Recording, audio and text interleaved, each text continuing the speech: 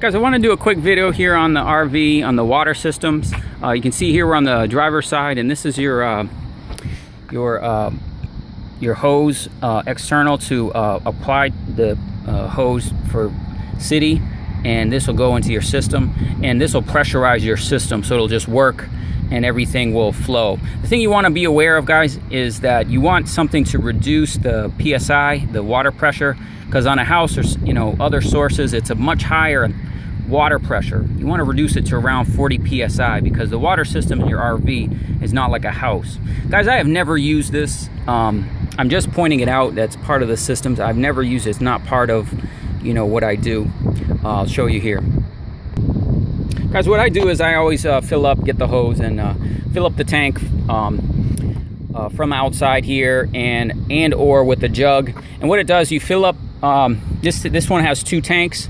It has one on this side underneath the bench seat, which is the your kind of cold water, if you were, and then it has the hot water tank on the other side.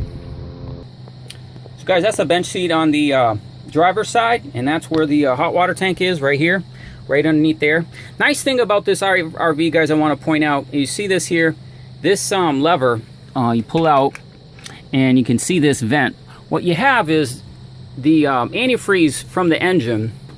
When the engine is running, you get a good 45 minutes to an hour drive in. The antifreeze runs all the way below the chassis into a heater and a heat exchanger that's in your hot water tank. So that'll heat up your water tank, just something fierce.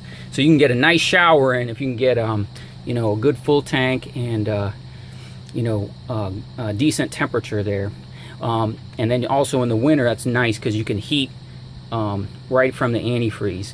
But one thing about my system, guys, with being self-contained off-grid, is that this switch here, there's also a switch which you turn on to has a coil in the hot water tank.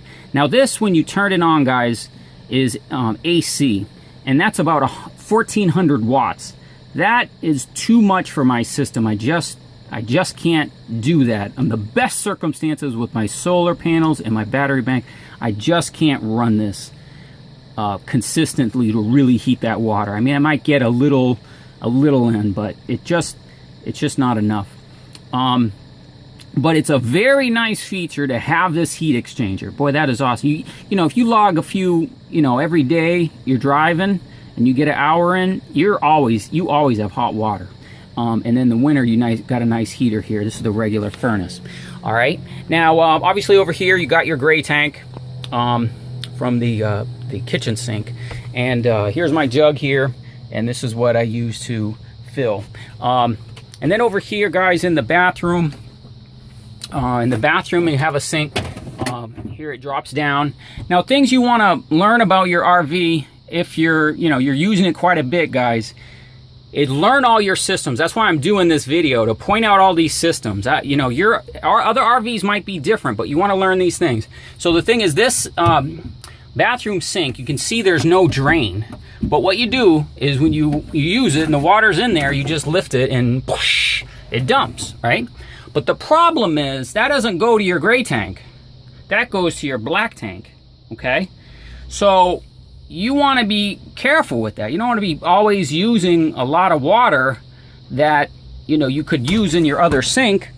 If you don't want to wash, if you want to wash your hands and everything, just do it over here, wash it, and then it goes in your gray tank. But if you keep using this is going to fill up your black tank sooner. And then these are just things you want to be aware of, because then you might be entering and draining your black tank a lot. And if you travel a lot, different places, you got to find different places to dump. So, but anyway, this also is your, the sink, the shower up here, okay? And then another nice thing about this particular RV, guys, is, the new RVs got slide outs on the outside. This one has it on the inside. Let's see if it's kind of hard to do. Yeah, there we go. Okay, it slides out, all right? And then you can see you got the space. But you know what I need to do first is, before I do that, There we go. Is you have this here is the drain. You pop that off, and then you got the drain, and then that whole thing slides out just like I showed you. And then you put the curtain. You put the curtain on the inside of that box, and that's how you do the shower.